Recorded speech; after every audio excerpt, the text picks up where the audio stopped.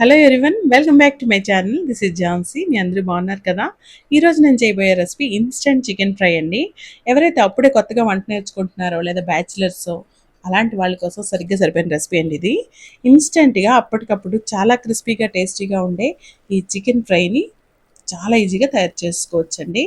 మీకు ఎప్పుడైనా తినాలనిపించినప్పుడు ఇంకా ఆన్లైన్లోకి వెళ్ళకుండా చక్కగా మీరు ఇంట్లోనే తయారు చేసుకునే రెసిపీ అండి. సో దీన్ని ఎలా చేయాలో ఏంటో ఈ వీడియోలో చూద్దాం. చివరి వరకు చూడండి.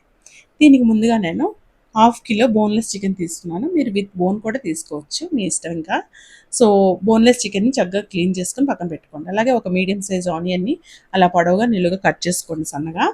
అలాగే అల్లం వెల్లుల్లి పేస్ట్, పచ్చిమిర్చి, కరివేపాకు, ఒక చెక్క నిమ్మకాయ, అలాగే ఉప్పు, పసుపు, కారం, ధనియా పొడి, చికెన్ మసాలా, ఇవేనండి. ఇంకా ఆయిల్. సో లిమిటెడ్ ఇంగ్రీడియంట్స్ అండి, మన దగ్గర ఇంట్లో ఉండే అవైలబుల్గా ఉండే ఇంగ్రీడియంట్స్తో చేసే రెసిపీ అండి. ఇక పుదీనా, కొత్తిమీర, కసూరి మేతి, క్యాష్యూస్ ఇవన్నీ ఆప్షనల్ అండి. మీ దగ్గర ఉంటే వేయండి, వేయకపోయినా పర్వాలేదు. సో ఇప్పుడు నేను క్లీన్ చేసి పక్కన పెట్టుకున్న చికెన్లో పసుపు, ఉప్పు, కారం, ధనియా పొడి అన్నీ వేసుకున్నాను.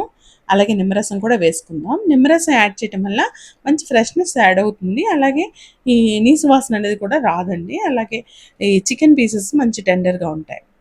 ఇప్పుడు ఇలా బిర్యానీకి కట్ చేసుకుంటాం కదా, అలా కట్ చేసి పక్కన పెట్టుకున్న ఈ ఆనియన్స్ని కూడా వేసేసుకోండి డైరెక్ట్గా. అలాగే పచ్చిమిర్చి చిన్న చిన్న ముక్కలు కట్ చేసుకున్నాను. మీకు కావాలంటే పొడవుగా కూడా కట్ చేసుకోండి. కరివేపాకు, అల్లం వెల్లుల్లి పేస్టు. ఇక ఆయిల్ కూడా యాడ్ చేద్దాం. చికెన్ మసాలా ఫస్ట్ యాడ్ చేస్తాను. ఇక్కడ నేను హాఫ్ స్పూన్ తీసుకున్నాను. హాఫ్ కిలోకి హాఫ్ స్పూన్ చికెన్ మసాలా సరిపోతుంది. అలాగే 2 స్పూన్స్ ఆఫ్ ఆయిల్ ఇక్కడ యాడ్ చేస్తున్నాను. తర్వాత కడాయిలో ఒక 2 స్పూన్స్ యాడ్ చేస్తాను. మొత్తం 4 స్పూన్స్. ఇక పుదీనా, అలాగే కసూరి మేతి కూడా యాడ్ చేసుకున్నాను. ఇవి ఆప్షనల్ అని చెప్పాను కదా, మొత్తం అంతా కలిపేసుకోండి. చక్కగా కలిపి మీ దగ్గర టైం ఉంటే ఒక 10 మినిట్స్ పక్కన పెట్టుకోండి. అదర్వైజ్ డైరెక్ట్గా కూడా ఫ్రై చేసేయచ్చు. దీనికి మ్యారినేట్ చేయవలసిన అంత నెసెసిటీ లేదండి. చక్కగా కలుపుకోండి. ఒక 5 మినిట్స్ వరకు చక్కగా కలుపుకొని ఇంకా పక్కన పెట్టుకోండి. సో కడాయిలో ఇలా వెడల్పుగా ఉండే ప్యాన్ పెట్టేసుకోండి. నాన్ స్టిక్ అయితే best, but I don't prefer to cook non stick fans. So అందుకే నేను కడాయి పెట్టుకున్నాను. దీనిలో 2 స్పూన్స్ ఆయిల్ యాడ్ చేశాను. ఈ 2 స్పూన్స్ ప్లస్ ముందుగా మనం 2 స్పూన్స్ యాడ్ చేసాం కదా, టోటలీ 4 స్పూన్స్ అనమాట. నూనె వేడెక్కిన తర్వాత డైరెక్ట్గా మనం మ్యారినేట్ చేసి పక్కన పెట్టుకున్న చికెన్ని వేసేయడమే.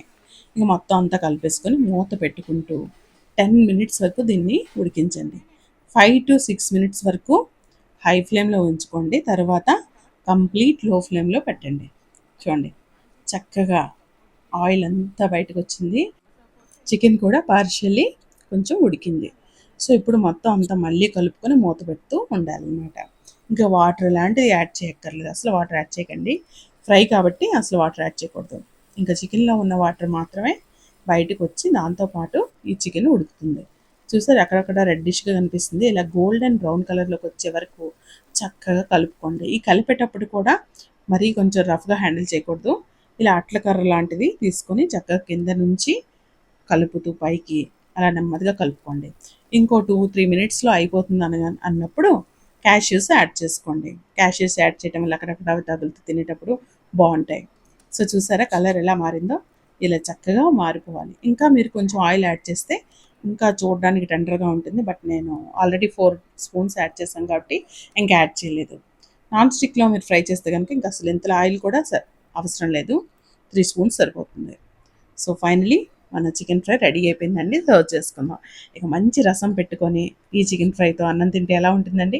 మరి ట్రై చేస్తారు కదా? సో ట్రై చేయండి.